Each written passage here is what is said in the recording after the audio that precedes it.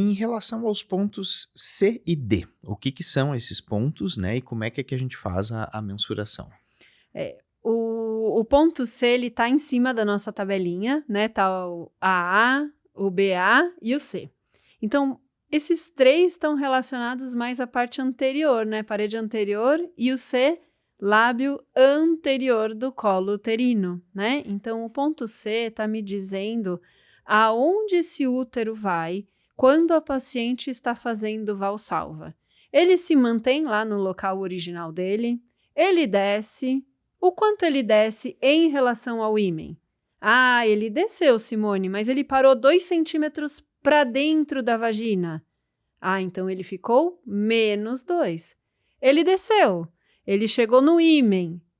Ah, o ímen é o nosso zero, então o C é o zero. Então, o C vai me estar dizendo um prolapso uterino quando essa paciente tem útero, né? Que às vezes ela tem esterectomia subtotal. Aí ela tem o colo e não tem o corpo, né? Aí a gente fica falando que é um prolapso de colo uterino porque não tem o corpo do útero. Mas a gente assume que o C ali tá me dizendo um prolapso uterino, tá? O D, ele acaba sendo uma transição, né? Que é o fundo de saco de Douglas, e por isso D, né? Douglas.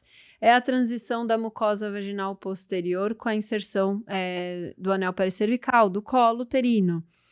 Que também tem na definição, que é onde a gente tem a inserção do ligamento uterosacro, que é isso que é o mais importante. E eu gosto dessa definição, porque para um procedimento cirúrgico, o que me interessa é aonde está o uterosacro dessa paciente, porque muitas vezes eu quero usar ele para uma correção cirúrgica, né?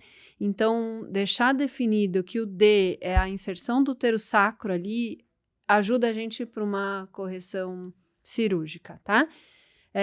Essas medidas todas a gente sempre vai estar vendo, então, em relação ao anel himenal. Então, o fundo de saco, eu vou querer saber aonde ele está em relação ao ímen da paciente. O ponto D, geralmente, é onde tem a dobra do peritônio, né, da paciente, onde está fazendo a reflexão peritoneal ali também. Ele diz bastante coisa pra gente, esse ponto D, né? Em relação a prolapso, o C vai ser o importante, porque é ele que vai me dar a questão do prolapso uterino. O ponto C também, ele pode ser, além de ser de colo, ele pode ser de cúpula, quando a paciente tem esterectomia, né? Então, a história é importante aí para a gente saber se o C, no POPQ também vai dar para identificar, mas se o C, ele é de colo ou se o C, ele é de cúpula. É difícil. O POPQ é de paciente que é esterectomizada para avaliar a cúpula. É a parede vaginal anterior, isso aqui é a cúpula. É um pouco difícil, porque às vezes não é tão fácil da gente ver onde é aquela cicatriz da cúpula, principalmente quando os prolapsos vêm mais anterior. Tive uma agora, terça-feira. Os residentes estavam quebrando a cabeça ali, falaram, onde está a cúpula? Porque a parede vaginal anterior veio mais e a cúpula um pouquinho mais para dentro, mas estava fora.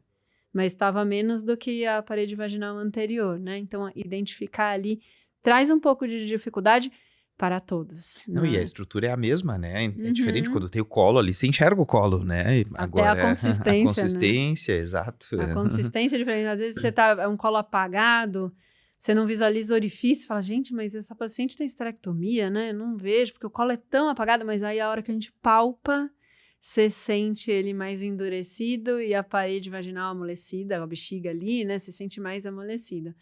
Então, a consistência às vezes também ajuda um pouquinho na hora da gente palpar. Perfeito. Tá?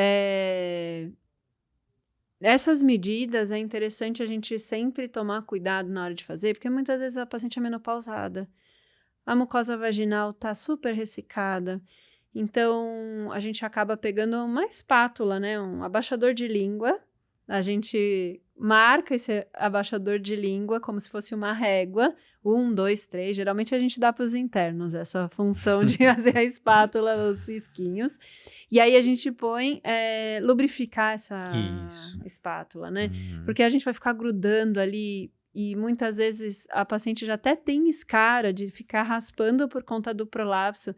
Então, lubrificar bem essa espátula para estar colocando a ponta da espátula bem no ímen, e aí pedir para ela fazer a valsalva. É a hora que ela faz a valsalva, a gente identifica esses pontos, né? O que é da parede anterior, o que é a posterior e o colo do útero ou a cúpula.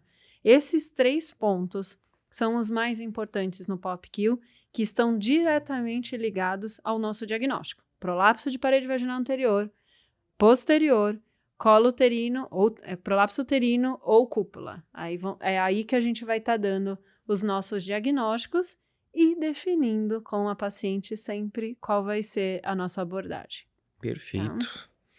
Acho que ficou muito didático, muito legal, assim, bom. porque você explicou bem por partes, assim, né, o que é um ponto que ele vai ser considerado, na verdade, né, como um ponto fixo, o que vai ser considerado como um ponto móvel, na verdade, né, e acho que foi super didático, assim, então, muito bom, excelente. Porque é difícil, né, a gente fechar o olho, o importante, quando a gente tá falando desses pontos, fechar o olho, imaginar a vagina da paciente, a uretra, 3 centímetros, vi ali, tá lá. Agora pede para ela fazer força. Ela vai fazer força, eu vou ver onde ele tá, porque é esse o que a gente vai precisar saber, sempre na valsalva ali, né? Então, importante fechar o olho, imaginar fazendo e colocar em prática. Não ter medo de arriscar.